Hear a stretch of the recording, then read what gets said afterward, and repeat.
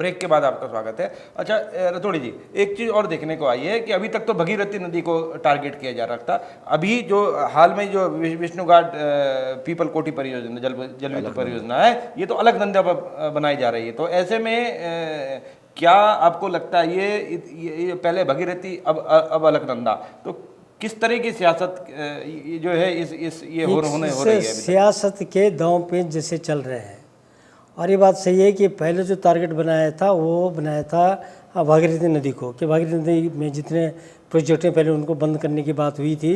और अलकनंदा की घाटी की में जो बन रहे थे, चाहे वो पीपल कोठी या कोटली बेल का काम हो, ये सारी योजनाएं को बंद करने का काम फिर दोबारा से शुरू हो रहा है। और ऐसा लग रहा है कि मैंने कहा नहीं कि लंबी साजिश है इस प्रदेश को नुकसान पहुंचाने के लिए भी। कितना बड़ा नुकसान दिख रहा है लखेड़ा? ये 444 मेगावाट की परियोजना थी, उत्तरी ग्रिड के लिए ये एक संजीवनी के तौर से काम करती, आज ये बंद होने के कगार पर है। तो ऐसे में आपको क्या लगता है प्रदेश का कितना हित हो रहा है? इतना जनता का जो गाड़ी कमाई का जो पैसा अब तक इसमें लगा है, वो उस पैसे का क्या होगा? और दूसरी जो सबसे बड़ी ज्वलन समस्या आने वाली है आगे, कि इतना पैसा खर्च करने के बाद इसको रिकवरी करने में, उस ओरिजिनल शेप में लाने में कि और नुकसान ना हो और खर्चा करना पड़ेगा। कि सरकार एनजीओ के हाथ में और कॉरपोरेट के हाथ में खेल रही है। हमें लगता है कुछ एनजीओ जो हिमालय और गंगा को बचाने के लिए हज़ारों करोड़ विदेश से फंड की बात करते हैं, तो कुछ सैकड़े करोड़ में बनी हुई योजनाओं को बंद करके वो अंकगणित उनका कुछ पैसे का हो सकता है, जिसका हथियार स्वामी सानंद जैसे लोग भी हो रहे हैं। मैंने थोड़ी देर पहले कहा था, गंगा बेसिन अथॉरिटी इकलौती संस्था है जो किसी भी नदी पर बन रहे प्रोजेक्ट का भविष्य पे निर्णय ले सकती है। गंगा बेसिन अथॉरिटी के चेयरमैन माननीय प्रधानमंत्री जी हैं और उसके सदस्य प्रदेश के मुख्यमंत्री होते हैं और एक सदस्य यहीं उत्तराखंड के एक एनजीओ के संचालक हैं। ये बताएं कि वही संचालक जो इतने बड़े पर्यावरण बंद करके इन नदियों को बंद करने की बात करते हैं, क्या कभी उन्होंने भौगोलिक रूप से अध्ययन करके यहाँ की जनता को या केंद्र सरकार को या राज्य सरकार को कोई मसौदा पेश किया कि इन गंगा पर बनने वाले प्रोजेक्टों से ये नुकसान हो रहा है? दूसरी चीज़, ये सामरिक विषय भी है, इनको बंद करना देश के लिए खतरनाक है। आज तक भारत तिब्बत का व्यापार होता था, पशुपालन, भेड़ पालन, बकरियों का पालन होता था, एक आबादी वहाँ रहती थी।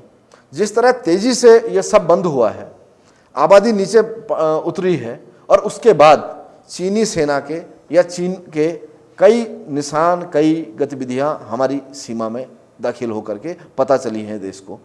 वो लोग, स्थानीय युवा खुफिया का काम भी कर लेते थे और स्थानीय रक्षक का भी काम करते थे। उनके न होने से देश की सामरिक स्थिति भी खतरे में पड़ी है, जबकि इन योजनाओं के होने से नौजवान तो आ रहा था, जो अकुशल श्रमिक था वो तो उसके लिए तो काम मिल ही रहा था, जो कुशल श्रमिक थे, हमारे इंजीनियर थे या जो काबिल पढ़े लिखे लोग थे, वो इन योजनाओं के कारण जो आर्थिक गतिविधियां बढ़ रही थी उससे जुड़ करके उत्तराखंड में चहल पहल बढ़ रही थी। लोग बाहर से अपने वापस लौट रहे थे, किंतु इन योजनाओं के बंद होने से जो भागीरथी नदी के साथ नुकसान हुआ है, और ये सब गंगा की ही उपनदियाँ हैं जो बाद में आके गंगा का स्वरूप ले लेती हैं, वो पीपल कोटी जो घाटी है जो कि सीधे बद्रीनाथ ट्रैक पे जुड़ा हुआ मामला है, और भी योजनाएं जिनको आकार लेना था धीरे धीरे, और काम हो रहा है बहुत अच्छी तरीके से, स्थानीय लोग रोजगार पा रहे हैं। और एक अच्छी बात इन विद्युत परियोजनाओं की है कि जो भी बाहर की कंपनी है वे स्थानीय स्तर पे प्राथमिकता दे रहे हैं, उन्हें सब कुछ स्थानीय स्तर पे सहयोग भी मिल रहा है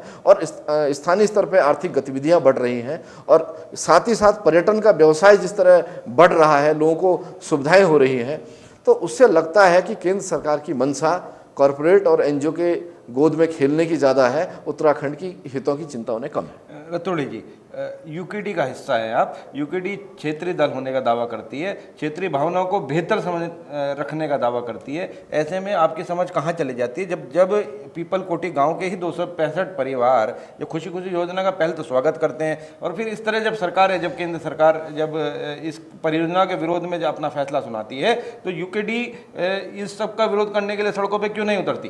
देखिए, हम तो लगातार हमने कहा नहीं कि जब ये तीनों परियोजनाएं बंद हुई है इस भैरव घाटी वाली उस पर, तो हमने बड़ा विरोध किया है उसका, और लगातार 1 महीने तक हमने धरना प्रदर्शन भी किया है, सरकार को चिताए भी, और लगातार हम आज भी कह रहे हैं कि सरकार किस प्रेशर में इनको बंद कर रही है, ये समझ में नहीं आ रहा है।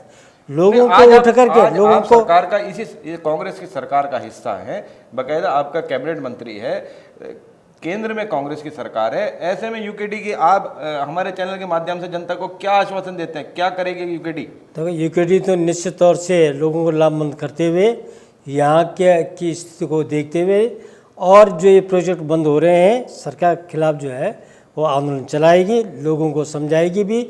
और निश्चित तौर से ये जब तक ये परियोजनाएँ चलेंगी नहीं, चाहे वो भागीरथी की हो, चाहे अलकनंदा पर बन रही हो, चाहे ये काली नदी पर बन रही हो, इन सब के लिए पूरा प्रयास उत्तराखंड का आंदोलन करेगा। लगातार हम इसको जनता को लाभमंद करते हुए और आंदोलन की रूपरेखा बनाएंगे। और आज भी हम इस सरकार का हिस्सा हैं आप, और ये सरकार की एक बैसाखी आप भी हैं, तो ऐसे में सरकार पे कितना प्रेशर डालने की आप गारंटी करते हैं कि जो है सरकार पर भी प्रेशर डालेंगे। सरकार के जो मुख्यमंत्री जी हैं वो भी लगातार जैसा आभास हो रहा है कि वो भी बातचीत कर रहे हैं, वो दिल्ली की दौड़ भी लगा रहे हैं। और हम प्रयास ये करेंगे कि माननीय मुख्यमंत्री जी से मिल करके भी, और मैंने कहा नहीं कि इन चीज़ों के लिए जनता की सहभागिता होनी बहुत ज़रूरी है, जनता को भी लाभमंद करेंगे।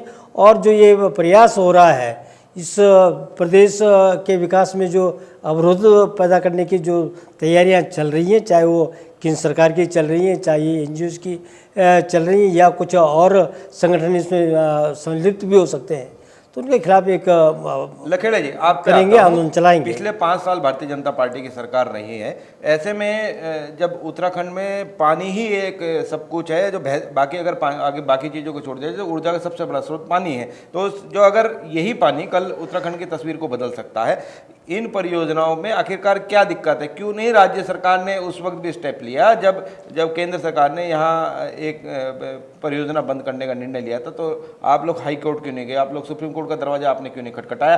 क्यों नहीं आपने जो है केंद्र सरकार पर प्रेशर डाला? आखिर जो है भारतीय जनता पार्टी आज विरोध की बात कर रही है, तो उस वक्त जब उसकी सरकार थी तब विरोध क्यों नहीं हुआ? भारतीय जनता पार्टी उसी विरोध की भूमिका में तब भी रही है। तब भी हमारे माननीय मुख्यमंत्री जी ने प्रधानमंत्री जी से भेंट की, उस समय पर्यावरण मंत्री जी से भेंट की। पर्यावरण मंत्री उस समय श्री जयराम रमेश जी थे, जो कि पूर्वाग्रह से ग्रसित व्यक्ति थे।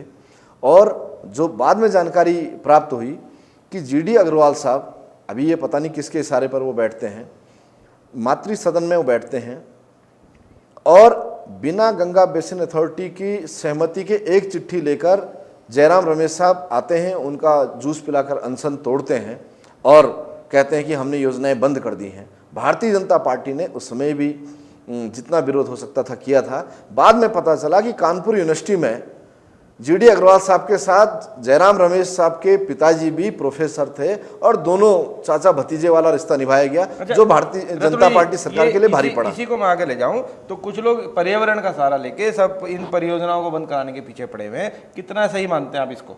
देखिए, पर्यावरण का जहाँ तक सवाल है, वो इतना बड़ा क्षेत्र है, और पर्यावरण की जो दवाई दे रहे हैं, हम तो ये कह रहे हैं हमें विकास चाहिए, पर्यावरण का कहीं कोई नुकसान नहीं है। हम ये छोटी छोटी परियोजनाएं बनेंगी, उससे कहीं कहीं नुकसान नहीं हो रहा है। ये तो जो नदी, चलती हुई नदी है, उस पर छोटा सा दे करके, बांध दे करके और बिजली पैदा होनी है, कहीं 500 मेगावाट होनी है, कहीं 600 मेगावाट होनी है। इससे सारे प्रदेश का भला भी होता, विकास भी होता। मैंने कहा नहीं, सभी चीज़ों का, ये बिना जल का उपयोग अगर इस प्रदेश की सरकार नहीं करेगी, या जल का उपयोग यहाँ के निवासियों के लिए, यहाँ के जनता के हित में नहीं किया गया, तो निश्चित इस प्रदेश को बनने से कोई लाभ होने वाला नहीं है, न लाभ है। आज की तिथि में भारतीय जनता पार्टी का उत्तराखंड का आंदोलन तो लगातार बना रहा, अपना प्रयास भी कर रहा है, लड़ाई भी लड़ रहा है, और आंदोलन की रूपरेखा बनाने के लिए हम लोग तैयारी कर रहे हैं। भारतीय जनता पार्टी की बात करें, भगवा जो दल है, अगर ये भगवा दल के रूप में जो है विख्यात है, जितने भी इस तरह के संगठन हैं, ये भारतीय जनता पार्टी के परोक्ष अपरोक्ष जुड़े हुए हैं।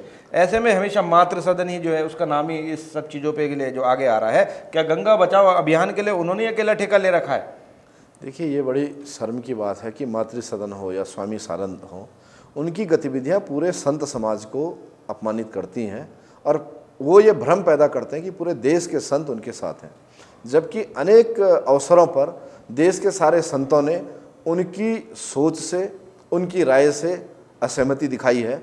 अनेक बार ऐसा हुआ है, क्योंकि जहाँ तक जीवन बचाने का प्रश्न है, जीडी अग्रवाल साहब बुजुर्ग व्यक्ति हैं, हमने भी अनुरोध किया था कि वे अपना अनशन त्यागें और व्यवहारिकता के साथ इन परिस्थितियों को देखें। वो अध्ययन करें उत्तराखंड के लिए कितना आवश्यक है। हम कहीं पानी को रोककर बांध बनाने की जो नीति है उसके विरोधी हैं, किंतु पानी के बहाव के साथ जहाँ जल विद्युत पैदा हो रही है और जिसकी अपार संभावनाएं उत्तराखंड में है, अनेक योजनाएं बन सकती हैं। यहाँ तक कि कई जो बरसाती नाले हैं उन पे भी 6 महीने 8 महीने जो पानी रहता है उस पर तक संभावनाएं हैं कि वो लाभ के लिए का काम करेगी और पूरे उत्तर भारत ही नहीं, बगल में नेपाल तक के लिए लाभकारी होंगी। इस तरह की नीति को जिस तरीके से अव्यावहारिक तरीके से केंद्र सरकार ने एक तरफा कार्रवाई करते हुए बंद कर दिया है और काम रोक दिया गया है, उससे निसंदेह उत्तराखंड के पर्वतीय क्षेत्रों में जो आर्थिक गतिविधियां चल रही थी उसके कमर पे चोट लगी है और अब ये पुनः एक खतरनाक आंदोलन की नींव पड़ रही है, एक और खतरनाक आंदोलन की बुनियाद रखी जा रही है, जो आंदोलन संभालना केंद्र के लिए भी मुझे लगता है मुश्किल होगा। रतोड़ी जी, पहले निगमानंद, अब जीडी अग्रवाल, मातृ सदन कोई ना कोई व्यक्ति को किसी को आगे करता रहता है, सरकार पर दबाव बनाता है। इस तरह के दबाव में क्या राज्य हितों, इस तरह का दबाव के राज्य हितों पर हमेशा जिस तरह भारी पड़ता दिखाई देता है, ये कितना अनुचित है? बहुत अनुचित भी है और साथ साथ मैंने कहने कि जिस ढंग से मातृ सदन को आंदोलन, ये चाहे स्वामी सानंद जी हों या और भी रहे हैं, और मातृ सदन को ही अपना लक्ष्य बनाते हुए काम कर रहे हैं। खाली पर्यावरण का नहीं है, बल्कि वो तो ये जो नदियों का चुगान का काम भी है, उस पर रोक लगाने का भी। खाली गंगा का सारा समझते हैं जैसे ये मातृ सदन से काम चलेगा। तो हमारा तो ये कहना है कि जो सरकार निर्णय लेती है वो गलत लेती है। सरकार ने अगर निर्णय लिया है कि ये परियोजना बननी चाहिए थी तो ये बननी चाहिए थी, ये किसी भी तरह से बंद नहीं होनी चाहिए थी। इच्छा शक्ति सरकार की कम है। सरकार जो है इनके क्या उसके नाम दबाव में आ जाती है, संतों के हैं चाहे प्रावीण्य के जो लोग हैं उनसे आ जाए। ये बहुत खतरनाक काम है, ये खतरनाक साजिश भी है और इस प्रदेश के विकास के लिए बहुत बड़ा अवरोधक भी पैदा कर रहे हैं। तो हमारा तो ये मानना है कि इन चीज़ों पर सरकार को निश्चित रूप से देखना भी चाहिए और जो परियोजनाएं जो बनाने का संकल्प सरकार ने लिया है या जिनका काम शुरू हो गया है, जिन पर खाली अब बिजली पैदा होनी थी, इन पर सरकार ने जो ये बंद करने का काम किया है। लेकिन आप एक राष्ट्रीय पार्टी के प्रवक्ता हैं। राष्ट्रीय पार्टी इस तरह के राष्ट्रीय मुद्दे पे, ये एक तरह से राष्ट्रीय मुद्दा है, इस पे हमेशा चुप्पी साधे रहती है। तो कहीं ना कहीं आपकी आज आप लोकसभा में भी आप पुरजोर विरोध करा सकते हैं, राज्यसभा में पुरजोर विरोध करा सकते हैं, सरकार को मजबूर कर सकते हैं कि विकास के नाम पे कोई राजनीति ना हो। तो ऐसे में जब साधु समाज, संत समाज की बात आती है तो भारतीय जनता पार्टी भी जो है उसी की भाषा बोलने लगती है। ऐसा क्यों? बिल्कुल नहीं। भारतीय जनता पार्टी ने जब भी अपनी जिम्मेदारी निभाई होगी वो व्यवहारिक रूप से जनता के मुद्दों की निभाई है। जहाँ तक अविरल धारा का प्रश्न है, ये गाइडलाइन में भी है कि 30% पानी छोड़ करके शेष पानी टनल में जाना चाहिए, ताकि जो नदी का युगों से एक जो पारिस्थितिकी है, इकोसिस्टम है, वो प्रभावित ना हो। उसके जो जल जीव जंतु जो उस जल से जुड़े हुए हैं उसको भी मेंटेन रखा जा सके। जब टिहरी बांध के द्वारा पूरा पानी रोक करके भागीरथी के सूखने की नौबत आई तो स्थानीय स्तर पर विरोध हुआ और उसके बाद टीएचडीसी को वो अविरल धारा को मेंटेन करना पड़ा है। उत्तराखंड ही नहीं पूरे देश में वो सिंधु दर्शन हो, गंगा स्पर्श कार्यक्रम हो, भारतीय जनता पार्टी के समय पे ये सब नदियों को लेकर चिंताएं हुई हैं। यहाँ तक कि जब अटल जी के शासन में rail connectivity, road connectivity, air connectivity की बात हुई थी तो रिवर कनेक्टिविटी की भी एक बात हुई थी और उसको लेकर बहुत बड़ा अध्ययन भी हुआ था कि पूरे देश को सिंचित किया जाए और बाढ़ के पानी जो नुकसान करता है उसका इस तरीके से हम फ्लो मेंटेन करें कि जो देश के हिस्से हैं जहाँ जल की आवश्यकता है उनको भी पूरा पानी दिया जाए। अच्छा, इसी सवाल को थोड़ा सा विस्तार दूं। आप इसका विरोध कर रहे हैं, आपको इससे कोई आपत्ति नहीं है चलने देने, कि अगर ये चले तो आपको कोई आपत्ति नहीं है, कांग्रेस का भी यही अप्रोच है, तो फिर जो है ये केंद्र को क्या आपत्ति हो सकती है इसमें? अगर यहाँ का राज्य सरकार जो आज कांग्रेस की सरकार है, भारतीय जनता पार्टी भी जो है इसके फेवर में, केवल भारतीय जनता पार्टी ही फेवर में है, कांग्रेस कहाँ फेवर में? कांग्रेस एक बनी बनाई योजना का चावल से धान बन गया, अब वो चावल का धान बनाने के लिए एक अजीब सा एक सिगोबा छोड़ देती है कि अब पर्यावरण की रक्षा होगी। जितना नुकसान होना था, आदरणीय रतोड़ी जी ने बताया, जितने वृक्ष कटने थे, जितना पूरे पहाड़ को, चट्टान को काटना था, जितनी ड्रिलिंग होनी थी, ब्लास्ट होने थे, विस्थापित होना था लोगों को, जितनी धूल उड़नी थी, सब हो चुकी है, मशीनें लग चुकी हैं, अब टरबाइन घूमनी है और बिजली पैदा होनी है। उस समय केंद्र सरकार बड़ा अव्यवहारिक किस्म का फैसला ले लेती है कि योजना बंद कर दी जाए, बल्कि अब जब उसमें पानी जाएगा, एक नई नमी पैदा होगी, नया सिस्टम पैदा होगा, और जिस इलाके को आपने पूरा सूखा छोड़ दिया है वहां पानी का फ्लो होगा और बाकी नदी में तो अविरल धारा रहेगी। इस समझदारी वाले लोग शायद दिल्ली में नहीं बैठे हैं, वो शायद ना परिस्थिति समझ रहे हैं, ना उत्तराखंड ही नहीं, पूरे विश्व का एक अजीब सा नायाब नमूना केंद्र सरकार का ये उदाहरण होगा कि आपको अगर फैसला पहले कर लेते, शुरुआत में कर लेते, इतना नुकसान भी नहीं होता और लोग अपने वैकल्पिक रोजगार पैदा कर लेते। यूकेडी हमेशा बात करती है जल, जंगल, जमीन बचाने की बात करती है। अब इस स्थिति में जब ये परियोजनाएं बंद होने की कगार पर है, लगातार केंद्र सरकार के कोई ना कोई आदेशों से यहाँ की जो विद्युत परियोजनाएं हैं उन पर प्रश्न चिन्ह लग रहा है, तो ऐसे में ऊर्जा प्रदेश कैसे बनेगा? यही हमने कहा कि जो सपने हम लोगों ने देखे थे या जो राज्य आंदोलनकारियों ने देखे थे कि इस राज्य बनने के बाद यहाँ का जो मूल ढांचा होगा वो इन जो नदियाँ हैं इसके आधार पर होगा। यहाँ बड़ी बड़ी योजनाएं बनेंगी, बहुत बिजली पैदा होगी, और हम तो आप अपने भाषणों में तब कहा करते थे राज्य बनेगा तो ये ऊर्जा प्रदेश बनेगा, और इसका एकदम उल्टा हो गया है। तो कहीं ना कहीं यूकेडी भी इसके लिए जिम्मेदार होगी। एक वर्ग ये भी कहता है कि यूकेडी आज सत्ता के चाशनी खाने में व्यस्त है, जब सड़कों पे उतरने की बारी आती है, प्रदेश की जनता के हितों की बारी आती है और विकास की बातें आती है, तो वो अपने को सीमित कर लेती है, वो सड़कों पर उतरना भी नहीं चाहती।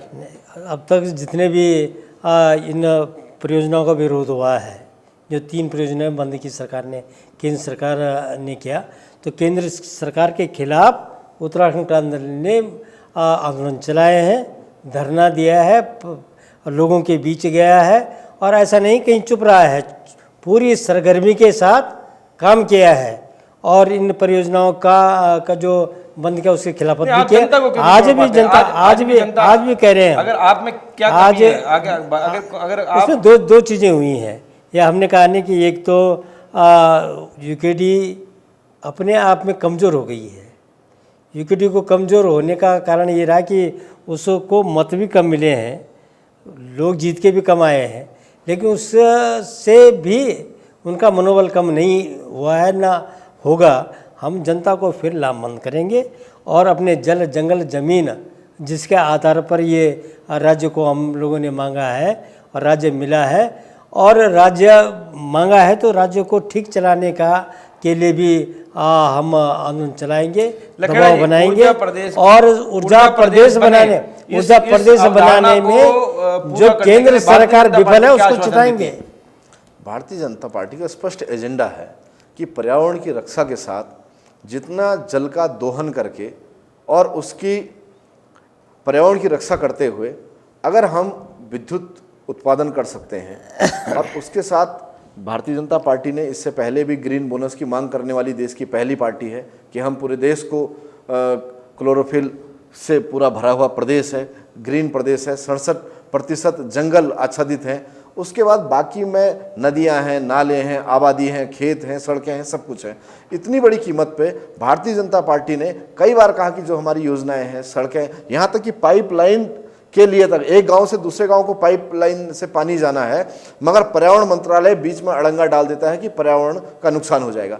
उत्तराखंड की जनता जब इतनी चीज़ों को झेल रही है, उस कॉस्ट के बावजूद भी इन पर्यावरणीय चिंताओं को जिंदा रखे हुए हैं। आखिर पर्यावरण कितना जरूरी है इस प्रदेश में, ये कितना प्रमुखता उसको दी जानी चाहिए, क्या विकास की कीमत पर पर्यावरण ज़्यादा जरूरी है, इस सारे सवालों के जवाब आज हमने लिए श्री सतीश लखेड़ा जी से, श्री रतूड़ी जी से। आप लोग हमारे स्टूडियो में आए, आप लोगों का बहुत बहुत धन्यवाद। Thank you very much. पर्यावरण जरूरी है, इसमें कोई दो राय नहीं, लेकिन विकास को प्राथमिकता दी जानी चाहिए। उत्तराखंड नवोदित राज्य है, नवोदित राज्य के लिए जरूरी है कि यहाँ विकास की जो अपार संभावनाएं हैं उसको पूरा किया जा सके। राजनीति, सियासत विकास के नाम पे हरगिज नहीं, यही जनता चाहती है। आशा करते हैं कि इसी राजनीतिक पार्टियां, राष्ट्रीय पार्टियां और क्षेत्रीय दल यूकेडी सहित इस सारी चीज़ों को समझेंगे और जनता की भावना के अनुरूप ही फैसला लेंगे। आज के लिए बस इतना ही, फिर मिलेंगे नई चर्चा के साथ। धन्यवाद।